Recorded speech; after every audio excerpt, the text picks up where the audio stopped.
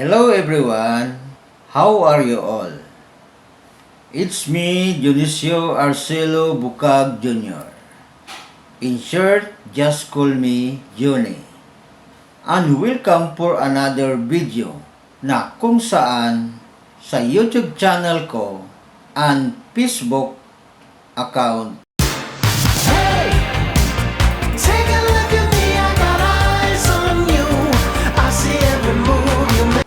ay nagsishare ako ng mga tips, tricks, and tutorials. For today's video, ang isishare ko naman sa inyo ay tungkol sa virus notification na lumalabas notification sa ating cellphone na may virus daw yung ating cellphone at sunod-sunod yung labas ng mga propaganda. Ang nakakainis pa naman, na tuwing gumagamit ka, halimbawa, nagbukas ka ng Facebook, nagbukas ka ng YouTube, or ano-ano pang ginagawa mo dyan, laging lumalabas yung mga propaganda. At sunod-sunod pa, hindi lang isa. Ang i-share ko naman sa inyo kung paano yan matanggal para tuloy-tuloy na yung gamit mo sa pagpi-Facebook, pagre-reels, or ano-ano pa dyan, YouTube, or nag-video ka, or ano pa dyan.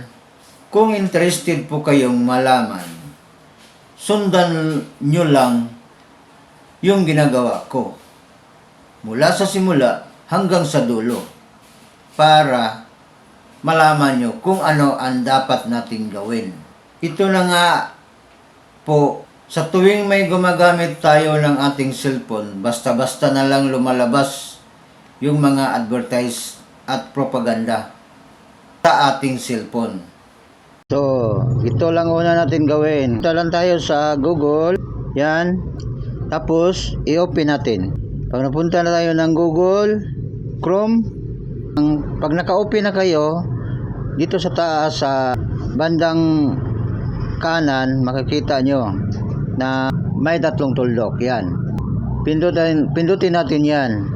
At pagkatapos mapindot natin yan, i-click natin, then scroll tayo pababa at hanapin natin ang settings. Yan. Hanapin natin yung settings. Pindutin natin ang settings, then scroll tayo pataas at hanapin natin ang site setting. Site setting. Yan ang site setting. Pindutin natin ang site setting. At pagkatapos sa pindot ng site setting, nakita nyo ang see all. Yan. See all site. All sites. Ang gagawin natin, pwede natin pindutin yan. At yan lahat nakalagay ang mga apps na dinadownload natin. So, pwede natin burahin yan isa-isa. Pero, ang tagal pag burahin natin isa-isa.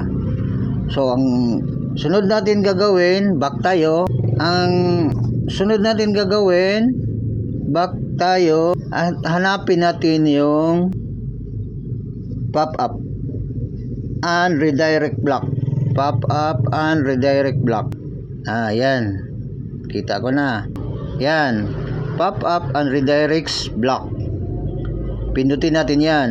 Pagdating nyo, nakita nyo ng pop-ups redirect up block. Nakalagay dito, block sites from showing pop-ups and redirect recommended. So, pag gusto nyong i-on, pwede nating i-on. Pero ang dapat gawin natin dyan is i-off natin. Kasi, para mag-stop na yung lahat na mga mag-pop up na mga advertise na mga propaganda. Ang sunod natin dyan, back tayo. Ang sunod natin hanapin, click niyo, scroll na naman tayo bababa, hanapin natin find on device. Hanapin natin yung find on device. Dito. Yan. Yan.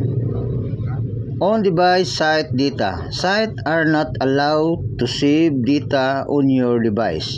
So, ang gawin natin, pindutin natin yan. Pag napindot na natin, yan ang lalabas. On-device site data.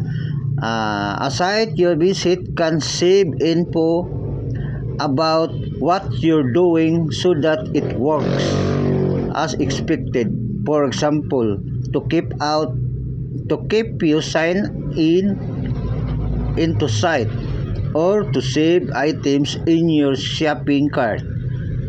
Open site, save this info temporary on your device. So, ang gawin natin, dapat naka-off yan. Kasi sa akin, in-off ko talaga. Kasi nabubuisit ako na daming lumalabas na mga propaganda. O, yan. Pag i-off natin, pindutin lang natin. Dapat i-off lang natin yan. No? Off. Kasi nainis ako. Laging nalalabas ng mga advertise. So, ang sunod natin gagawin, back tayo. Ang hanapin din natin ang all Chrome notification. Yan. Notification. Itong site notification, site can ask to send notification. So, dapat naka-off talaga yan. Pero sa akin, inuun ko kasi para may makareceive ako ng mga notification. So, i-back natin. And punta tayo sa settings ng ating cellphone. Dito. Punta tayo sa settings ng ating cellphone. Settings. Then, punta tayo sa yan. Pindutin natin ang more connection. Pindutin natin yan. More connection. So, dito sa more connection, hanapin natin ang private DNS. Ito. Private DNS. I-click natin yon, private DNS. Pag sa inyong cellphone, nakalagay automatic, so, i-transfer na natin ang automatic into private DNS provider hostname. Yan, pindutin natin. At i-type nyo yung maliit na words, letter, dns.adguard.com. Pag na-type niyo yan, i-save natin para hindi na lalabas basta-basta yung mga nagpa-pop up sa ating cellphones na mga advertise. So, effective talaga yan na gagawin natin. Ang sunod natin gagawin para ma-experience nyo kaagad, i-off na yung cellphone. Pagkatapos nyo ma-off ng mga 2 to 3 minutes, i-on nyo at saka i-observe nyo kung ano nang nangyari sa inyong cellphone.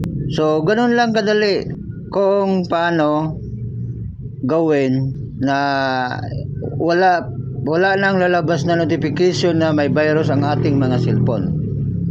So, yun lang. Bye-bye! Kung may natutunan ka at nakatulong tong video kong ito, please wag naman kalimutang mag-like, comments, follow, at kung okay lang sa inyo, pakishare lang naman sa mga kaibigan nyo.